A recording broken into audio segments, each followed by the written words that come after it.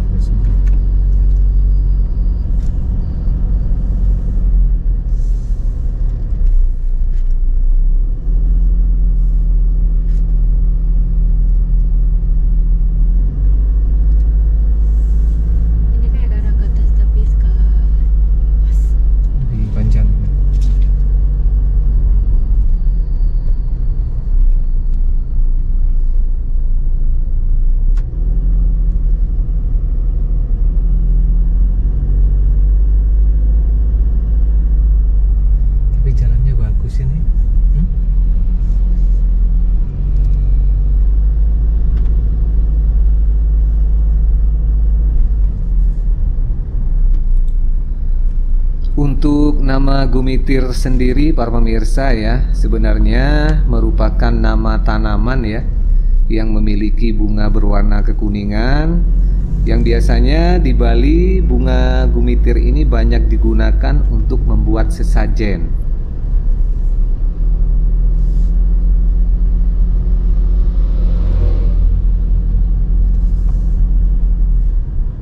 Jualan apa tuh naik kanan jalan ini?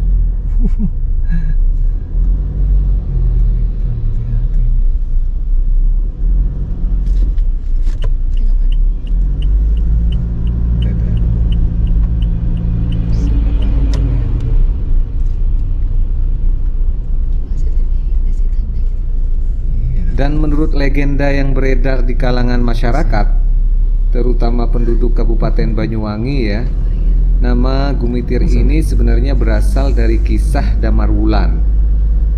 Jadi konon setelah Damarwulan ini berhasil ya mengalahkan atau memenggal kepala Minak Jinggo, dia bertemu dengan Layang Seta dan Layang Gumitir, yakni putra kembar dari Patih Logender di tengah jalan. Keduanya ini berhasil menipu Damarwulan, para pemirsa ya, kemudian merampas kepala Minak Jinggo ini, sehingga gunung tempat keduanya menipu Damarwulan itu akhirnya dikenal dengan nama Gunung Gumitir atau Gunung Gumitir.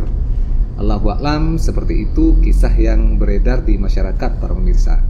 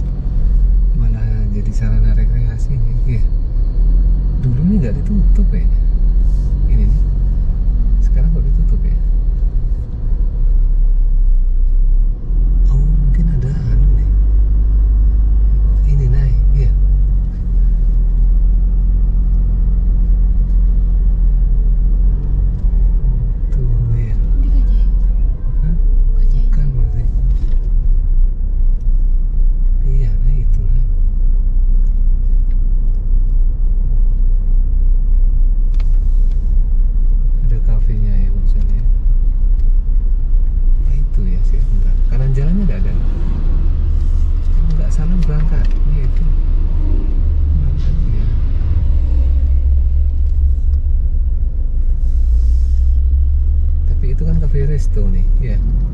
Bukan cafe resto kayaknya. Kayak resto aja. Rumah makan apa gitu.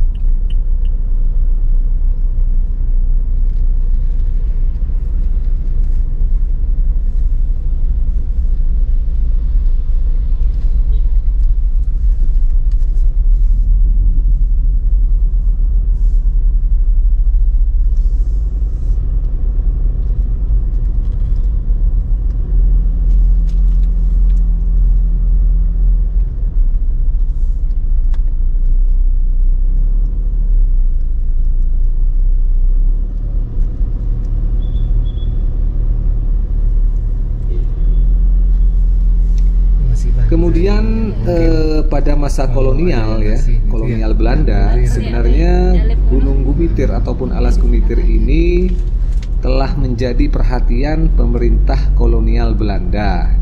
Antara lain dengan adanya pembangunan lintasan kereta api ya, sekitar 10 September 1902. Kemudian juga ada pembangunan pabrik pengolahan kopi Gunung Gumitir yang diresmikan pada tanggal 13 Agustus 1934.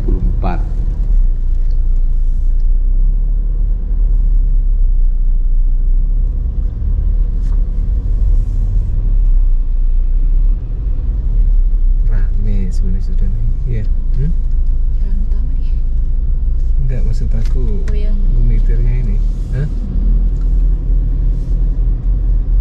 Dulu kan nggak kayak gini, Nay. Apa itu ya yang ke anu ya? Kemana nih? Ke Bondowoso tuh nih? Ada lagi Bondowoso itu apa? Sok Gumitir ini ya? Bukan kali. Ada nih, ya.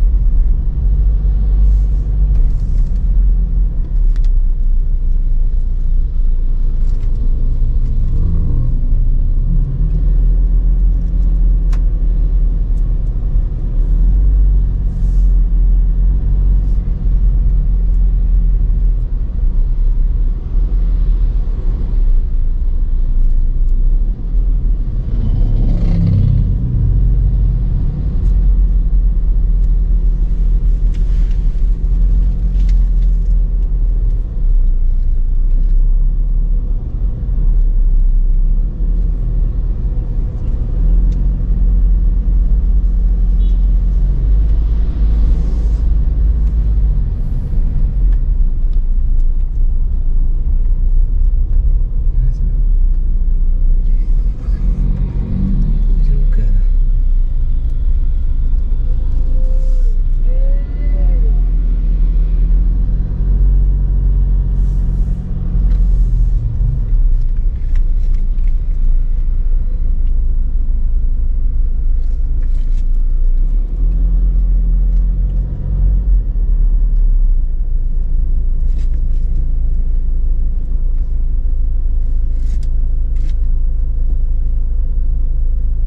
ada truk paling. Iya.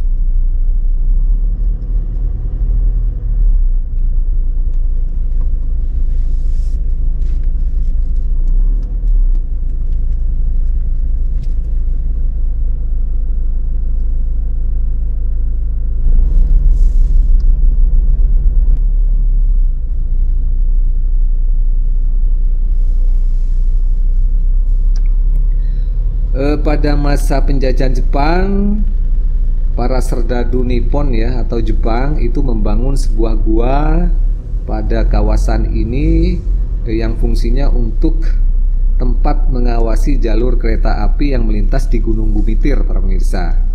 Gua Jepang tersebut terletak kurang lebih 100 meter dari Watu Gudang, yakni terbuat dari beton tebal dengan ukuran sekitar 6 kali 8 meter.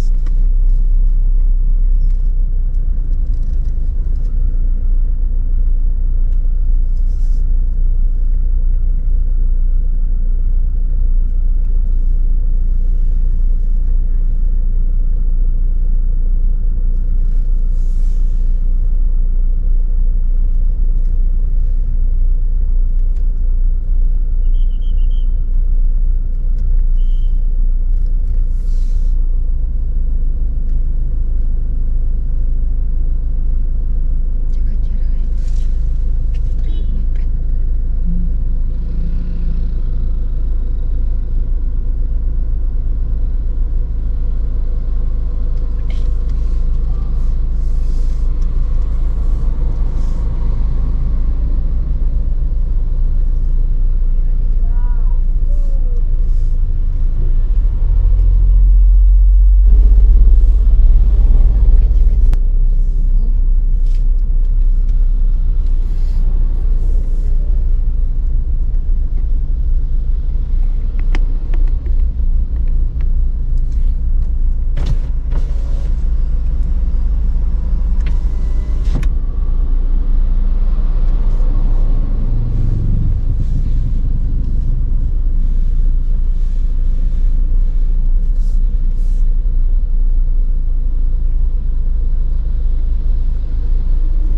Kemudian pada masa kemerdekaan, wilayah Gunung Gumitir ini akhirnya dilindungi ya dan dikelola oleh Perum Perhutani, Kesatuan Pemangkuan Hutan atau KPH Banyuwangi Barat, dan PT Perkebunan Nusantara 12 ya atau PTPN 12 unit Kebun Gunung Gumitir.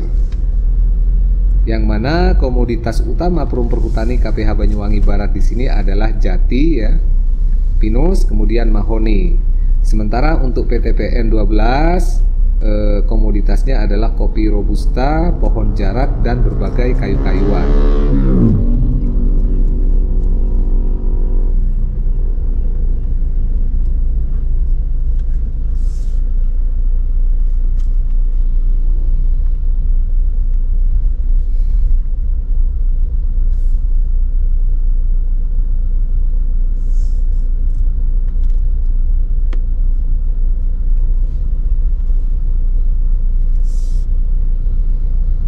Ada sinyal. Iya, sinyal nggak. Ini nggak tahu ya aslinya.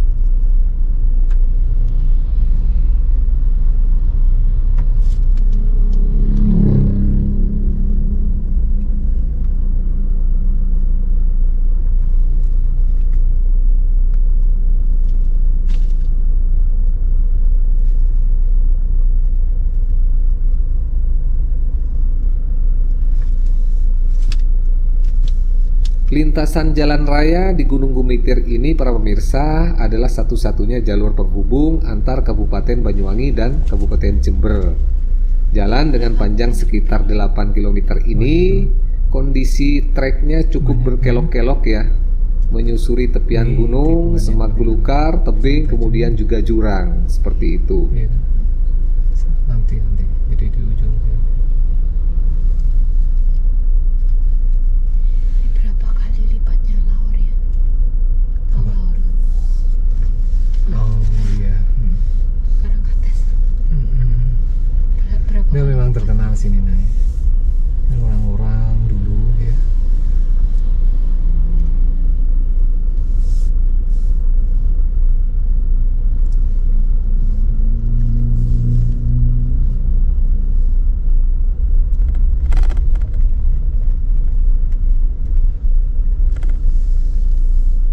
Oh iya itu sampai belakang.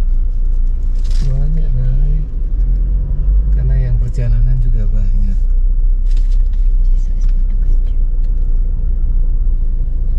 Nah, puncak teratas dari jalan raya inilah yang dikenal dengan nama Watu Gudang. Dinamai demikian karena di sini terdapat batu raksasa yang diibaratkan ukurannya sebagai gudang yang harus dihancurkan bagian tengahnya agar batu tersebut dapat dilewati oleh jalan raya. Batu gudang ini pernah kembali dipapras dalam rangka pelebaran jalan, seperti itu. Jalur jalan raya Gunung Gumitir ini, para pemirsa, atau alas Gumitir ini cukup berbahaya ya, karena memiliki banyak tikungan tajam, kemudian lereng-lereng yang curam ya, kemudian lebar jalan yang tidak terlalu lebar ya. Padahal setiap harinya kendaraan berat seperti truk, bis ya, selalu melewati jalur ini, sehingga biasanya di setiap tikungan itu ada penduduk setempat ya yang membantu mengarahkan pengguna jalan yang biasanya memegang senter, seperti itu para pemirsa ya. Jadi para penduduk ini berperan dalam memberikan tanda apakah ada kendaraan dari arah yang berlawanan, apakah tidak, seperti itu. Dan mereka, para penduduk ini, disebut juga dengan awe-awe, atau dalam bahasa Jawa itu melambai-lambai, karena mereka biasanya melambai-lambaikan tangan ya, biasanya memegang senter seperti itu ketika malam hari, untuk memberi tanda pada pengguna jalan. Jadi seperti itu. pas editing Nay, cahayanya harus diangkat sedikit ini. Iya. Biar kelihatan kanan kiri ini, ya kan? Karena kalau nggak kelihatan kanan kiri kan juga kayak ya nih. Maksud aku pohon-pohonnya. Nah, pohon besar kayak gini. Ya.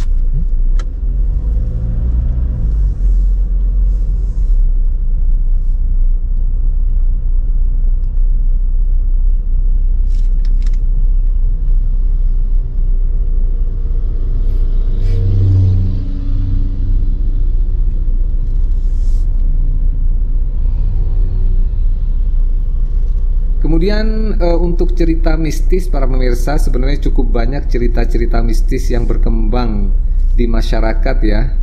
Misalkan ada pasar-pasar gaib, kemudian penampakan-penampakan arwah dan lain sebagainya.